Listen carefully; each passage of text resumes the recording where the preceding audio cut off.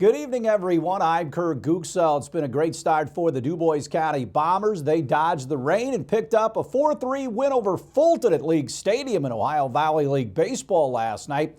Bombers led 3-0 going into the 8th, but the Railroaders scored 3 in the top of the 8th inning. Dubois County then scratched out a run in the bottom of the 8th inning to retake the lead. Tucker Shank, Mason White, and Adam Eiler all had doubles in the game. Weston Allen out of Southridge got the win in relief. Carter Stom, the Jasper product, slammed the door in the 9th with 3 strikeouts for the save at 4-1. The Bombers are at Henderson tonight before returning home Saturday, Sunday, and Monday. Boys Golf Regional at Champions Point, Forest Park 13th overall. Jasper 15th. Jacob Bettag and Gavin Adeley had 85 for Forest Park. Daniel Moore and Nick Beekline shot 86 for the Wildcats. Baseball Bonanza out at Rixer Field tomorrow as both Southridge and Jasper will be looking for semi-state wins. In the 4A game, Jasper at 29-2 will face Mount Vernon of Fortville. The Wildcats found themselves down 4-0 to Center Grove in the regional championship before erupting for 7 runs in the 5th.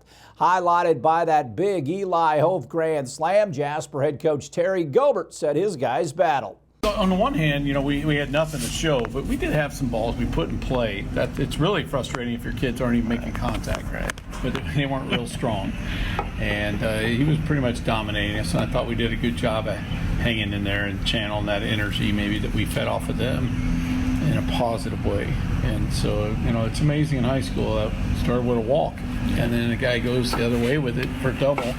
Then somebody else stings it. We got a little aggressive, but at that point we weren't exactly having a lot of opportunities, and it worked. And then, you leave here talking about Eli's home run, and deservedly so, but it was all that action that set it up. I mean, that makes it big. And then I really felt like, obviously that inning is a story in itself, but I walked out of there with our pitching staff Connor wasn't as sharp, and they were sitting on his fastball, and he's had some great moments for us, but there's nothing like teammates picking you up. And I thought Joe Blivahusen came in a tough situation.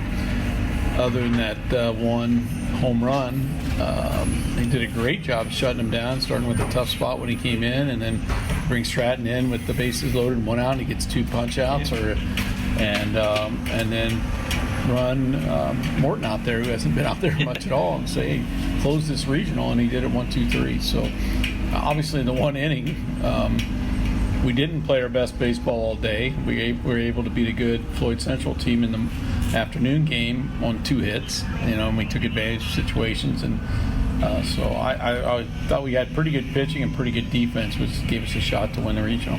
It seems like these tournament games, it's almost all about pitching and defense. Sometimes in the regular season, and chaos breaks loose, but if you can pitch and field, you're off to a good start. Yeah, and we've had that so far. It's such an important part of high school baseball. Different from softball in the sense of you don't have that one person, and you just say go out and get them. And I thought our staff did a good job getting us into the semi-state. Take a look at this Mount Vernon team you're going to play. Well, at first start, it's a semi-state. Next, they beat Cathedral in the regional championship game. Kurt, I don't need any more, but I did. We're learning everything we can, and we had some people there, and they got a really good pitching staff. They got a horse on the mound, throws the ball well, slider, breaking ball, touches 90 mile an hour, so. And if he's not going, a left-hander is really good as well. And then they've got a couple other arms they bring in. But, they got a catcher that maybe talking about getting drafted. He's going to Ball State, and he's the real deal. He's a heck of a baseball player. I already knew about him. But they're a team, like any team in semi-state. They're hot. They're an athletic group. They're strong kids, and they're playing good baseball.